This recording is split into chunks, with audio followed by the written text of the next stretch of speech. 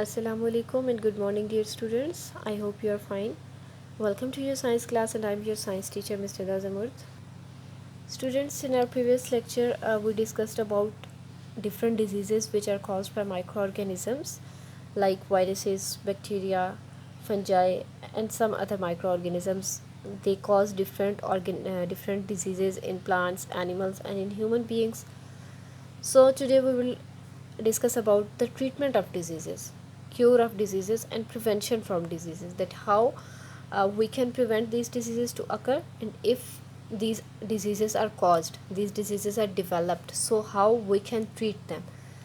But before that, ये हम side box पढ़ेंगे. As you know that mosquito carry and pass on micro organisms which cause disease. ठीक है, आपको पता है कि मच्छरों से भी मुख्तलिफ बीमारियाँ फैलती हैं, जैसे मलेरिया है, डेंगू है. बेसिकली क्या होता है कि मच्छर ये बीमारियाँ खुद कॉज नहीं करते. मच्छर इन बीमारियों के जरासीम को फैलाते हैं. जैसे मलेरिया है तो मलेरिया मच्छर से फैलता ज़रूर है, ट्रांसमिट ज़रूर होता है from one person to another, but mosquito is not the causative agent. ठीक है, मॉस्किटो पॉजिटिव एजेंट नहीं है मलेरिया का. पॉजिटिव एजेंट तो एक माइक्रो ऑर्गेनिज्म है which is known as plasmodium. Similarly dengue भी आपको पता है वायरस से फैलता है. ठीक है, लेकिन वो वायरस कैसे ट्रांसमिट होता है? Through mosquitoes.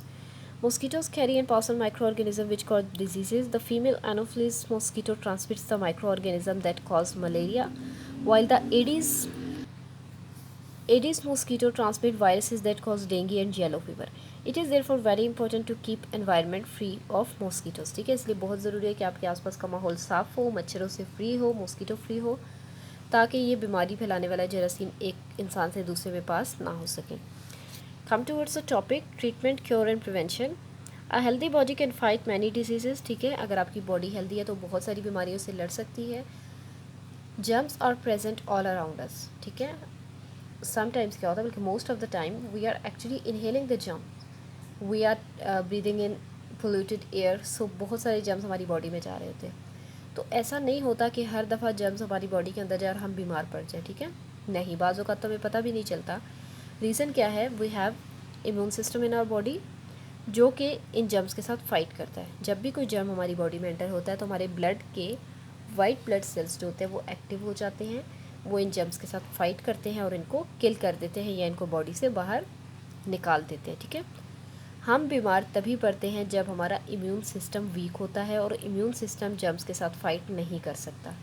समझ आ गई आपको? यानी कि अगर हमारा इम्यून सिस्टम ठीक है तो जर्म्स हमारी बॉडी में एंटर, जैसे कि मैंने बताया, मोस्ट ऑफ़ द टाइम होते रहते हैं, लेकिन हमें पता नहीं चलता या हम बीमार नहीं पड़ते. क्यों? क्योंकि हमारा इम्यून सिस्टम एक्टिव है और वो जर्म्स के साथ फाइट कर रहा है. लेकिन जब हमारा इम्यून सिस्टम वीक होता है, so what happens, we fall ill.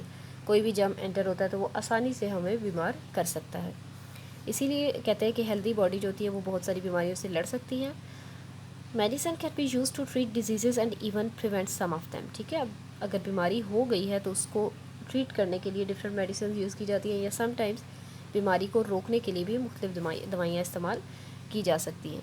Bacterial disease can be treated with antibiotics. वो बीमारियाँ जो बैक्टीरिया से फैलती हैं, ठीक है, जैसे डायरिया, कॉलेरा, टाइफाइड फीवर, ये बैक्टीरिया से फैलती हैं. तो इनको इनकी ट्रीटमेंट के लिए जो दवाइयाँ इस्तेमाल की जाती हैं, those are known as antibiotics. ठीक है, एंटीबायोटिक्स क्या होती हैं? एंटीबायोटिक्स किल और inhibit the growth of bacteria but not viruses. Antibiotics क्या करती हैं? वो बैक्टीरिया को किल कर देती हैं या उनकी ग्रोथ को रोक देती हैं. ठीक है, कुछ एंटीबायोटिक्स ऐसी होती है जो बैक्टीरिया के ऊपर जब अटैक करती हैं तो वो बैक्टीरिया को मार देती हैं, और कुछ क्या करती है, बैक्टीरिया को मारती तो नहीं है लेकिन उनकी ग्रोथ को स्टॉप कर देती है. But antibiotics have no effect on viruses. ठीक है, एंटीबायोटिक का वायरसेस पर कोई इफेक्ट नहीं होता, वो सिर्फ बैक्टीरिया के अगेंस्ट काम करती हैं. इसी तरह से वायरल और फंगल डिजीज़ जो होती हैं, they can be treated with anti viral and anti fungal medicine. यानी कि वायरल डिजीज़ जैसे आप कह लें कि हेपेटाइटिस है, chicken pox, common cold, flu, ये वो तमाम बीमारियां हैं जो वायरसेस से फैलती हैं. तो इनको ट्रीट किया जाता है एंटीवायरल ड्रग्स की मदद से. और जो फंगल डिजीज़ होती हैं, फंजाई से जो बीमारियां फैलती हैं, like athlete's foot and ringworm, these are disease with antifungal medicine. कुछ बीमारियां ऐसी भी हैं जिनका अभी तक कोई इलाज डिस्कवर नहीं हुआ, कोई उसके लिए ट्रीटमेंट, कोई मेडिसिन डिस्कवर नहीं हुई. For example AIDS. Scientist have yet to find a cure for some diseases such as AIDS. ठीक है, एड्स एक ऐसी बीमारी है, बहुत सारी और भी अभी ऐसी बीमारियां हैं जो कि बहुत ख़तरनाक है, लेकिन उनका अभी तक कोई भी इलाज डिस्कवर नहीं हुआ। Prevention is always better than cure, ठीक है, ये तो बात होती है ट्रीटमेंट की। तो अब हम बात करेंगे प्रिवेंशन की, ठीक है। Prevention is always better than cure, यानी कि कहा जाता है कि परहेज़ इलाज से बेहतर है। Since infectious diseases can be passed on from one person to another, one simple way to prevention is not to go too close to an infected person or share personal belongings such as toothbrush, razors and towels. आपको पता है कि infectious disease यानी कि वो बीमारियां जो जरासीम से फैलती हैं वो आसानी से एक इंसान से दूसरे इंसान तक ट्रांसमिट हो सकती है, जैसे फ्लू है, जैसे कोरोना है और बहुत सारी बीमारियां, ठीक है। सो एक आसान सा तरीका तो उनकी प्रिवेंशन का ये है कि इन्फेक्टेड पर्सन यानी कि जो बीमार आदमी है उसके आप बहुत क्लोज़ ना जाएं। किसी को फ्लू है तो किसी को खांसी है, कोरोना आजकल आप लोग बहुत ज़्यादा सुनते हैं। सो क्या कहा जाता है, यही कहा जाता है ना कि दूर रहें, डिस्टेंस रखें, डिस्टेंस मेंटेन रखें, ठीक है। इसी तरह से स्नीजिंग और कफिंग करते हुए क्या करेंगे, अपना फेस कवर कर लें। सो ये तो एक सिंपल सा वे है कि आप किस तरह से अवॉइड कर सकते हैं। Never go too close to an infected person, और बिल्कुल भी अपनी पर्सनल बिलोंगिंग्स जैसे कि टूथब्रश है, रेज़र्स हैं, शेव बनाने के लिए इस्तेमाल होते हैं, या टॉवल्स वगैरह ये इस्तेमाल ना करें। ये वो चीज़ें होती हैं जिनसे बीमारियां फैल सकती हैं, इसीलिए ये अपनी अपनी ही इस्तेमाल करनी चाहिए। Some infectious diseases can be prevented by vaccination, in which a weakened or dead form of the germ that causes these disease is introduced into the body orally or by injection. कुछ infectious diseases को vaccination से रोका जाता है, जैसे polio की vaccination की जाती है, ठीक है। उसमें क्या होता है कि उसी बीमारी का जरासीम, ठीक है, उसी बीमारी का जरासीम आपकी बॉडी में एंटर किया जाता है ओरली, यानी कि वो या आपको मेडिसिन की फॉर्म में दिया जाता है या इंजेक्शन के ज़रिए वो आपकी बॉडी में एंटर होता है, वही जरासीम, ठीक है। जैसे पोलियो की वैक्सीनेशन जो आपको पिलाई जाती है उसमें पोलियो का ही जरासीम आपकी बॉडी में एंटर किया जाता है, लेकिन वो वीक होता है या डेड होता है, यानी कि वो आपकी बॉडी में आपको नुकसान नहीं पहुंचा सकता।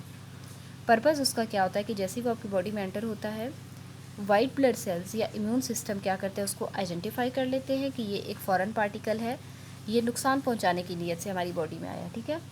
तो हमारा इम्यून सिस्टम उसके ख़िलाफ़ एंटीबॉडीज़ बना लेता है, यानी कि उसके ख़िलाफ़ अपनी एक आर्मी तैयार कर लेता है। So next time in the life जब कभी वो antibodies through out the life आपके ब्लड में रहती हैं, next time in the life जब कभी एक्चुअल जर्म भी आपके ऊपर अटैक करेगा, आपकी बॉडी में एंटर होगा, तो इससे पहले कि जर्म आपकी बॉडी में एंटर होकर अटैक करे, पहले से जो एंटीबॉडीज़ बनी हुई हैं वो फ़ौरन से पहले एक्टिव हो जाएंगी और उस जरासीम को वो किल कर देंगे, और इस तरह से वो बीमारी आपके अंदर नहीं फैला सकेगा। बहुत सारी बीमारियों का इस तरह से ख़ात्मा भी हुआ है, बिल्कुल ख़त्म हो चुकी हैं।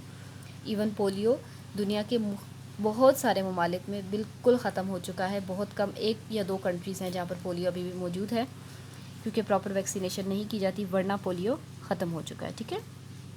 The weakened dead germ will train the body to fight against the real germ should they invaded, ठीक है। ये वही बात जो मैंने भी आपको बताई है कि जो वीकेंड या डेड जर्म होता है वो आपकी बॉडी को ट्रेन करता है कि अगर एक्चुअल जर्म जब अटैक करेगा तो आपकी बॉडी ने पहले से उसके ख़िलाफ़ प्रोटीन्स बना रखी होंगी और वो उसको किल कर देंगी, ठीक है। फिर ये एक टेबल है, इसमें देखिए कुछ डिजीज़ेज़ हैं which are caused by viruses and some are caused by bacteria. Viruses से कौन कौन सी बीमारियाँ फैलती हैं, AIDS, chickenpox, common cold, dengue fever, hand foot and mouth disease, hepatitis, influenza, measles, mumps, rubella, small pox.